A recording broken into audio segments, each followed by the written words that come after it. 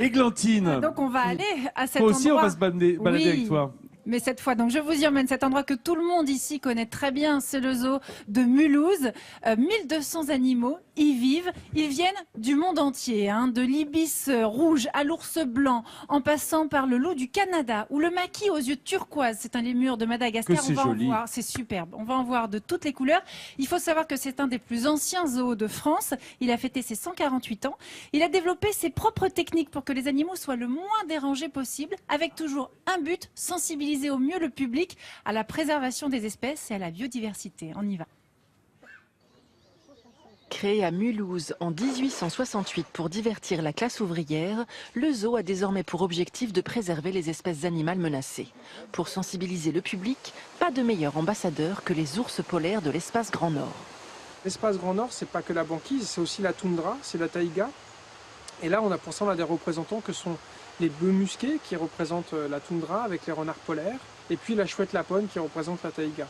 Donc l'espace Grand Nord, c'est bien la représentation des différents écosystèmes qui sont menacés par le changement climatique et la manifestation de la sensibilisation et des actions à mener chez soi, en tant qu'individu, pour limiter le changement climatique.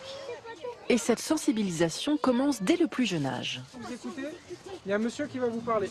Vous êtes prêts ? Le renard polaire et la chouette lapone n'ont pas l'habitude de se rencontrer. La préservation se fait également grâce à l'investissement des soigneurs. Tu vois Doudou les ours polaires là-bas? Tu les vois? Ils mangent la citrouille. Papa citrouille. Ouais, ils mangent la grosse citrouille. Donc là, en fait, elle est en train de humer. Elle sent parce qu'on a caché à manger un peu dans l'enclos.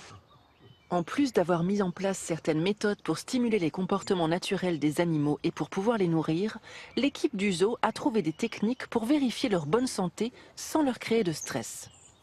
Viens. Comme Jérôme, qui a appris au tamarin à monter seul sur la balance.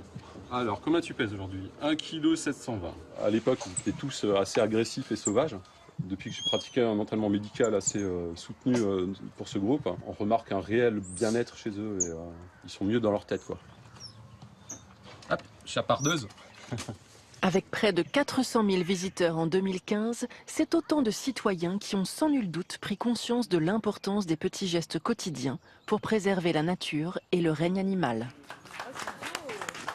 Ça donne envie d'y aller en tout cas. Oh bah, c'est magnifique, ici tout le monde y va. Oui, tout le monde y va, et surtout quand on sait que le bien-être animal est préservé, on n'a pas de scrupules à y emmener ses enfants, ça c'est sûr. Ce qui m'a frappé, je suis allé plusieurs fois, outre la qualité, la beauté et la propreté de ces animaux, la douceur de tout le personnel, l'empathie qu'ils ont, c'est très important, parce que souvent, on a l'impression d'être en prison avec voilà, des problèmes de surveillance.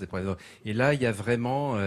on sent que c'est pas forcé, c'est pas... Mais aucun soin, en fait, le moindre soin, c'est d'abord une mise en scène, un apprentissage très long pour que l'animal vienne aux soins lui-même. D'ailleurs, ce qui m'avait frappé, c'est qu'au moment où le soigneur ou le gardien arrivait, l'animal venait s'approcher. Oui.